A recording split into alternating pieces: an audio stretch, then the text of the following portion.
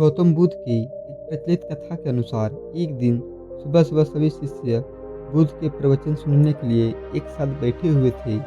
कुछ देर बाद बुद्ध अपने साथ एक रस्सी लेकर आए। तथागत के हाथ में रस्सी देखकर सभी शिष्यों को हैरानी हुई।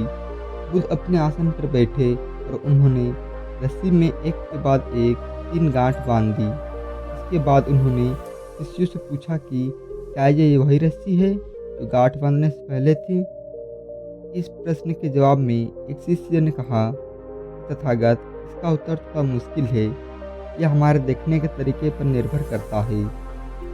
एक तरह से तो रस्सी वही है, इसमें कोई बदलाव नहीं है। एक अन्य शिष्य ने कहा कि अब इसमें 3 गांठें लगी हुई है जो पहले रस्सी में नहीं थी। इसे बदला हुआ भी कह सकते हैं। कुछ शिष्यों ने कहा कि वास्तव में मूल रूप से रस्सी वही है, लेकिन बदली हुई दिख रही है, लेकिन इसका मूल स्वरूप बदला नहीं है।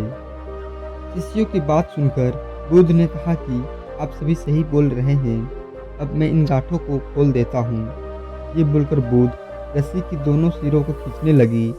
बुद्ध ने पूछा कि क्या इस प्रकार रस्सी की गांठें खुल जाएंगी। सभी शिष्यों ने कहा कि नहीं, ऐसा करने से तो गांठें और ज़्यादा कस जाएंगी। इन्हें खोलना और मुश्किल हो जाएगा।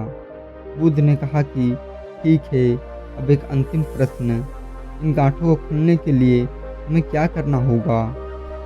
शिष्यों ने कहा कि हमें इन गांठों को ध्यान से देखना होगा, जिससे हम जान सके कि इन्हें कैसे लगाया गया है। इसके बाद हम गांठें आसानी से खोल सकते हैं।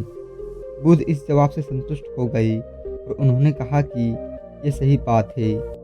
इसी तरह हम परेशानियों में फंसे रहते हैं और बिना कारण जाने ही उनका हल खोजने लगते हैं, जबकि हमें पहले समस्याओं के मूल को समझना चाहिए। जब समस्याओं की वजह समझ में आ जाएगी तो उन्हें सुलझाना बहुत ही आसान हो सकता है। धन्यवाद।